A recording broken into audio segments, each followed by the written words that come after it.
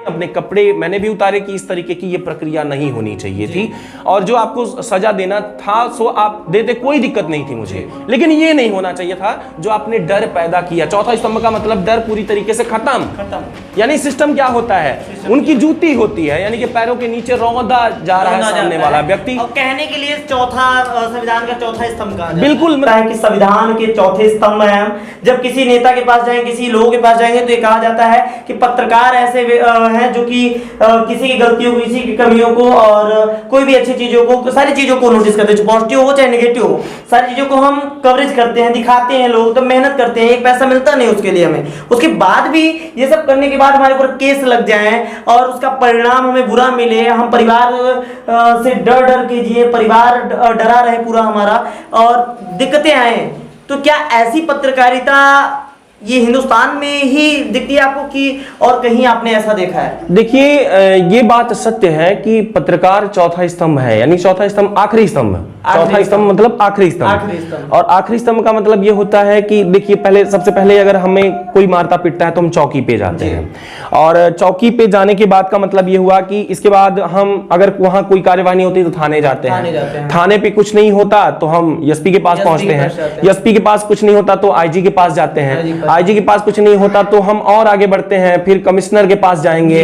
वहां भी नहीं होगा तो डीजीपी के पास जाएंगे, तो मतलब एडीजी फिर डीजीपी, सारे लोगों के पास दौड़ने के बाद भी जब कुछ नहीं होता तब इंसान पत्रकार के पास जाता है।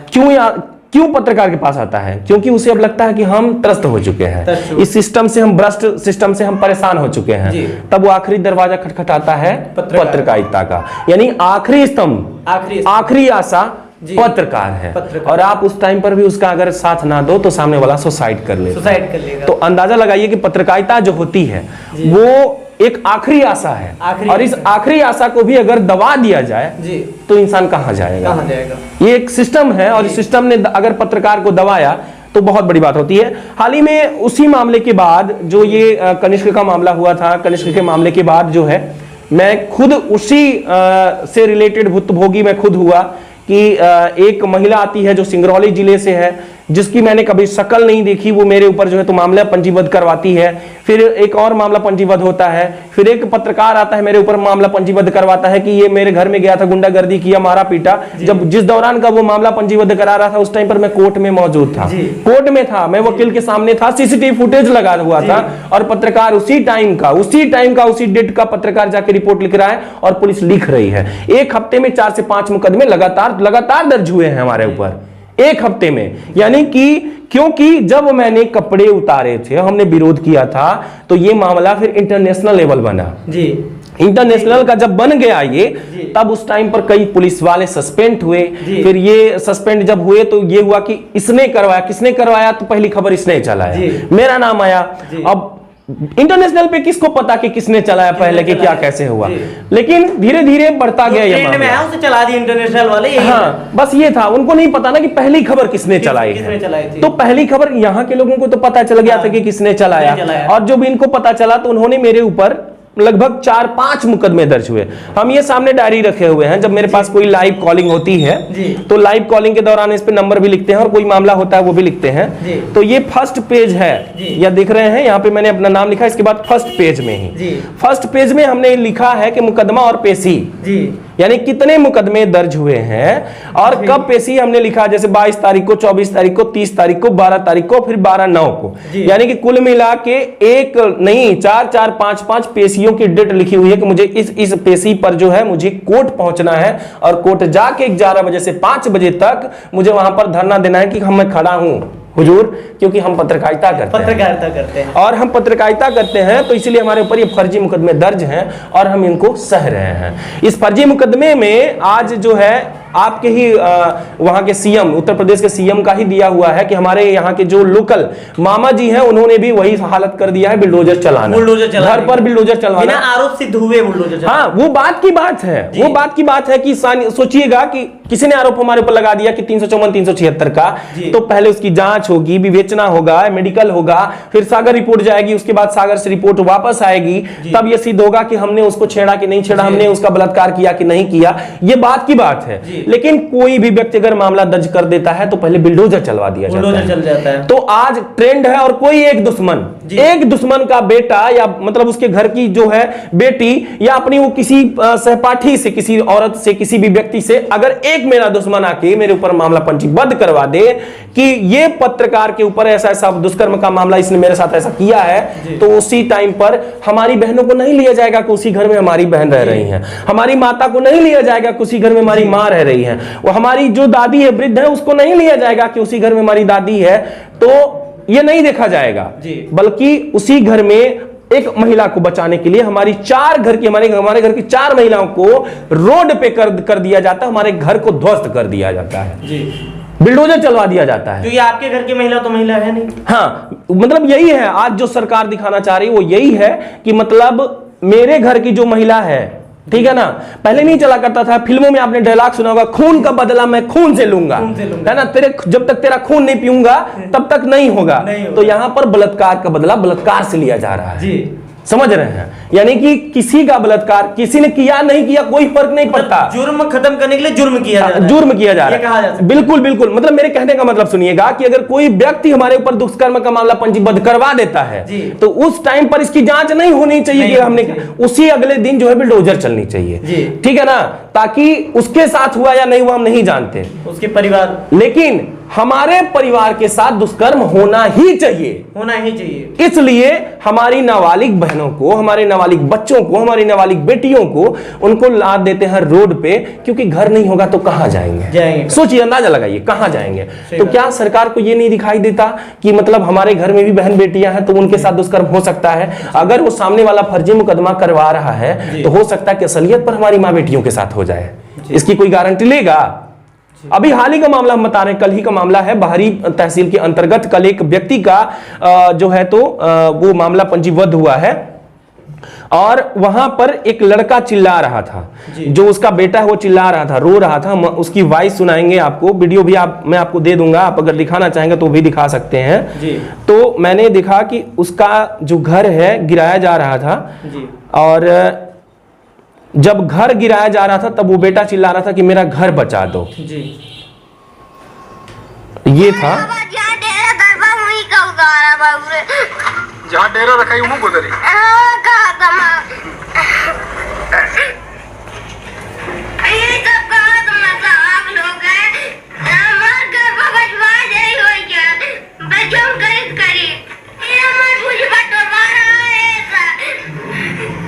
पापा जी कहाँ है तुम्हारे? मेरे पापा जी जेल में कर दिए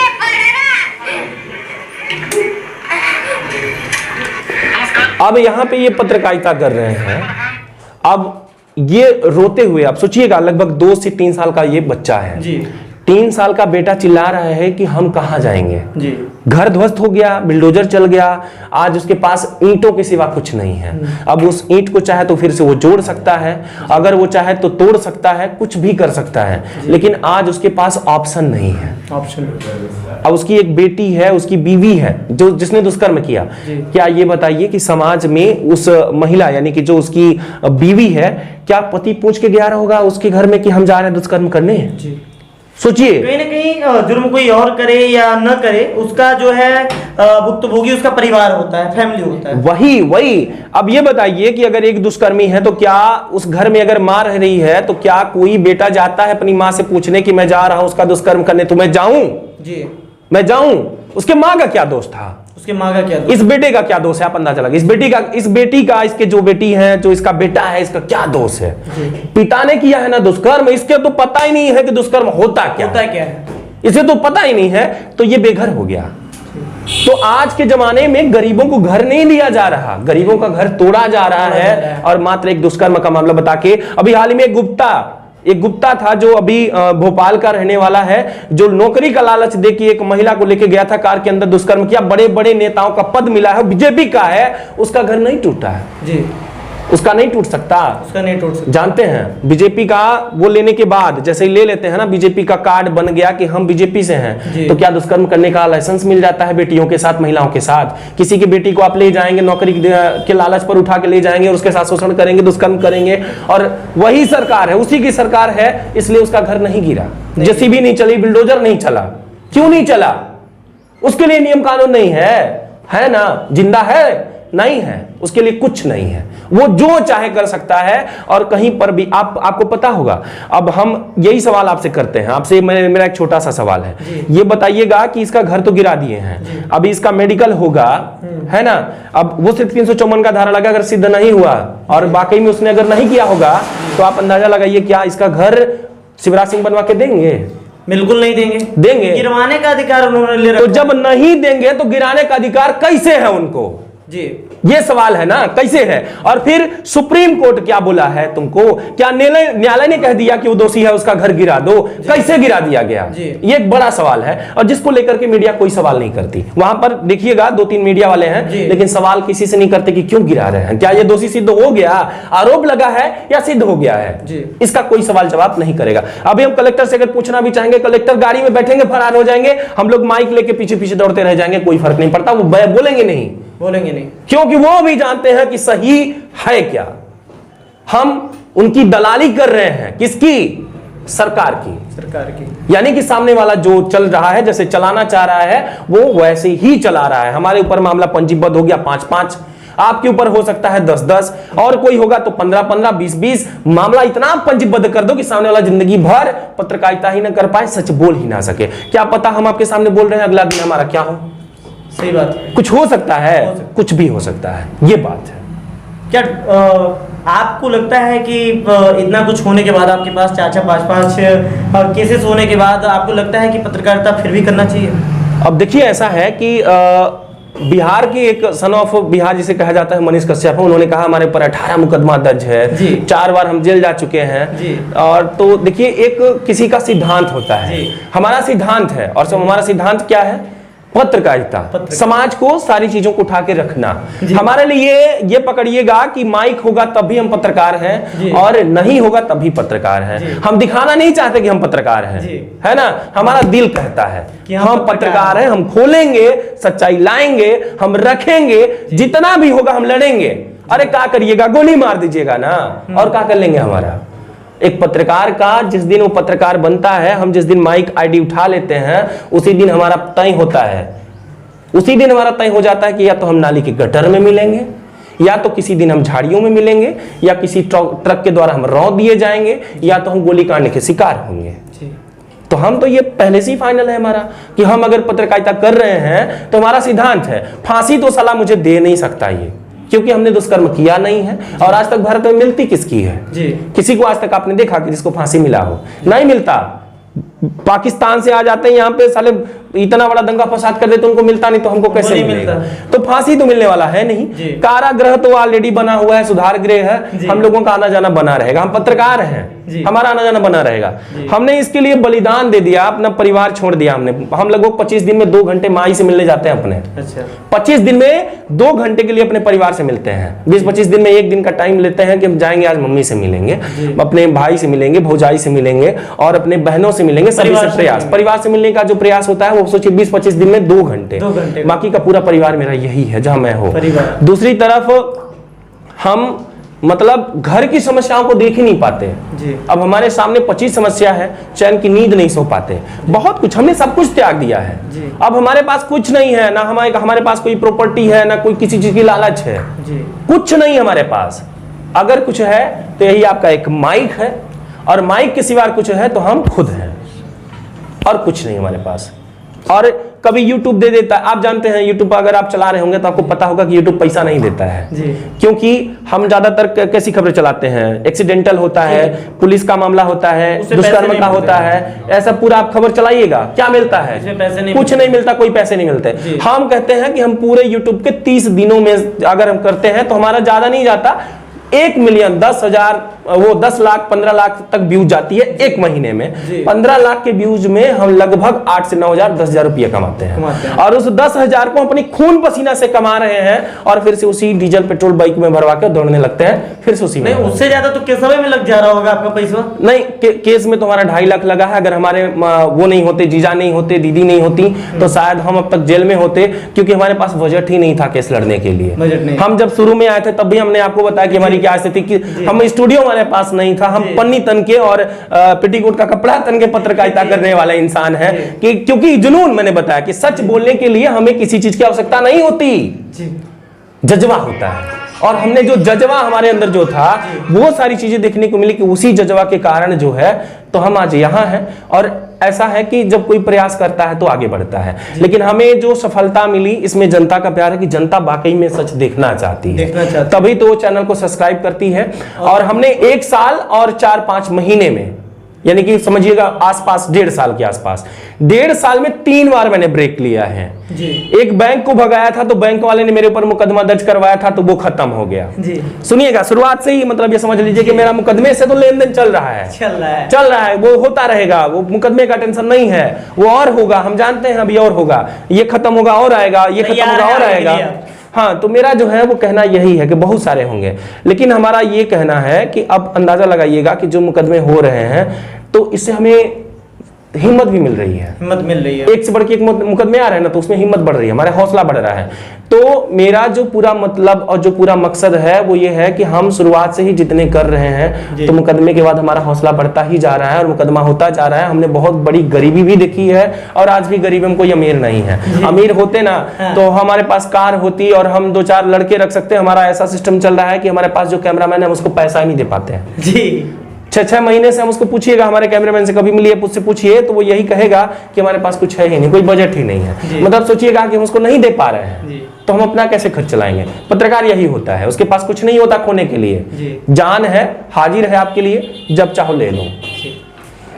अभी तक जो हमने बात किया और ये चीजें हमारे साथ भी आती हैं, ये चीजें कोई भी पत्रकार हो सभी के साथ आती है। जो सही काम करता है उसके लिए, जो चाटुकारिता करता है, मैं एक पत्रकार होकर बोल रहा हूं तो हमारे जो भी दर्शक हैं आप गलत नहीं समझिएगा, सही वे में सुन लीजिएगा इसे, कि जो पत्रकार नेताओं के गुलाम बन के जिए, जो पत्रकार अधिकारियों के गुलाम बन के उनके मित्र बन के टहले, उनके साथ ऐसा कुछ नहीं होता है। लेकिन जो पत्रकार वास्तविक चीजों को दिखाना चाहे, सही चीजों को बताना चाहे, क्या हो रहा है उसका जवाब मांगना चाहे, कोई सवाल उठता है उसका जवाब मांगना चाहे, अगर पत्रकार के सवालों को इस तरीके से दबाया जाने लगा तो आखिर क्या होगा संविधान के चौथे स्तंभ का, जिस स्तंभ को सबसे मजबूत स्तंभ माना जाता है पूरे संविधान का। संविधान बनाया गया लेकिन आज उसके चौथे स्तंभ का जिस तरीके से मनमाने तरीके से उसके साथ गलत किया जा रहा है, अगर यही कोई नेता होता है, यही कोई लीडर होता है, कोई शासन का आदमी होता है तो उसके साथ ऐसा कुछ नहीं होता, वो बच जाता है। सस्पेंड होने के बाद फिर से वो बहाल हो जाता है। अगर हम किसी के लिए करते हैं, सही चीजों को दिखाते हैं, सस्पेंड तो किया जाता है हमें दिखावा के लिए, पब्लिक को दिखावा के लिए, उसके बाद फिर से वो बहाल हो जाता है क्योंकि उसके पास पैसा है। हमारे पास पैसा नहीं है तो हम देवदास समाज के लिए लड़ते हैं। तो एक बार आप आवाज उठाइए और जितने भी पत्रकार भाई हमें देखेंगे, जो भी हमें सुनेंगे, जिस तरीके से मैंने भाई साहब से मिला, उनसे मैंने सीखा जाना, इनके ऊपर खुद 4-4 केस है जो वास्तविक है, जो उन्होंने नोट किया है, ये कोई दिखावा नहीं है। अब मैं यूपी से एमपी चलकर आया हूं, लगभग 150 किलोमीटर चल के। अभी आपका इंटरव्यू जैसे ही खत्म होगा इसके बाद हम खुद ही बाइक उठाएंगे और कोठी जाना है, क्योंकि आज ही पेशी हमारी आज 12 तारीख का, आज IT एक्ट का है, 228 धारा लगी हुई है, IT एक्ट 67 लगा हुआ है, 506 लगा हुआ है, 509 लगा हुआ है, तो जबकि ये भी फर्जी है। समझ रहे हैं, हमने मतलब स्टेटमेंट लिया, एक असलियत मैंने दिखाया है, उसकी सजा भुगत रहे हैं, आज उसकी है। और कल जो है तो एक फर्जी मुकदमा, जो सामने वाला एक महिला, वो जिसकी मैंने शक्ल नहीं देखी, पेशी में जा रहे हैं, आज तक उसको नहीं देखे हैं, जिसने ऊपर मेरे ऊपर मामला पंजीबद्ध करवाया 376 का, है ना। तो सोचिएगा कि इस तरीके से चल रहा है पूरा सिस्टम। कुल मिलाकर जिस महिला को इन्होंने देखा नहीं, ये बता रहे हैं जैसा, जिस महिला को इन्होंने देखा नहीं उसने 376 का मुकदमा किया हुआ है। तो हमारा देश किस ओर जा रहा है, हमारा समाज किस ओर जा रहा है, ये बहुत बड़ा, जो दुनिया का मुद्दा उठाता है उसका ये मुद्दा हम उठा रहे हैं। अगर आप और हम अभी समझेंगे नहीं, एक दूसरे को जानेंगे नहीं, तो ये समझिए जिस पब्लिक के लिए काम करते हैं, जिस जनता के लिए काम करते हैं, वो हमें 1 रुपए देती नहीं है, फिर भी हम दिन रात उस पब्लिक के लिए जो है हमारे पास जिस स्थिति में हम उस स्थिति में वहां पहुंचते हैं और प्रयास करते हैं। आज मैं अगर 120 किलोमीटर 150 किलोमीटर चलकर आया हूं तो इन चीजों को जानने के लिए, एनालाइज करने के लिए, क्या जो उत्तर प्रदेश में होता है वही मध्य प्रदेश में होता है, ये यही नहीं, दोनों प्रदेश में नहीं बल्कि पूरे देश की स्थिति यही है कि जो आवाज उठाता है उसके आवाज को दबाने के लिए बार बार रोका जाता है। लेकिन एक लाइन में बोलना चाहूंगा, जो भैया से मैंने सीखा, इनके कहने का सीधा तात्पर्य यही है कि जो पहाड़ों से टकराता है उसे तूफान कहते हैं, और जो परिस्थितियों से टकराता है उसे जवान कहते हैं। तो एक जवान होकर, एक युवा होकर ऐसी मानसिकता है, इसके लिए मैं आपका बार बार आभार व्यक्त करता हूं कि ऐसे ही बड़े भाई होकर मार्गदर्शन देते रहिए हमें, और आगे हम आपसे सानिध्य पाते रहेंगे। बाकी प्रयास हम भी करेंगे, आप भी करेंगे, और पब्लिक है, और पब्लिक की सबसे जो भी है, चाहे वो नेता हो, चाहे लीडर हो, चाहे प्रधानमंत्री हो, चाहे मुख्यमंत्री हो, चाहे शिवराज सिंह हो मध्य प्रदेश के, चाहे वो योगी जी हो जो बुलडोजर चलाया करते बिना आरोप सिद्ध हुए। अभी भैया ने बताया कि एक छोटी सी, मैंने न्यूज देखा, भी मैं वीडियो आपको अपने चैनल पे दिखाऊंगा, एक छोटी सी बच्ची रो रही है, उसका घर गिराया जा रहा है, उसके बाप ने दुष्कर्म किया, उसे सजा दी गई, वो जेल गया।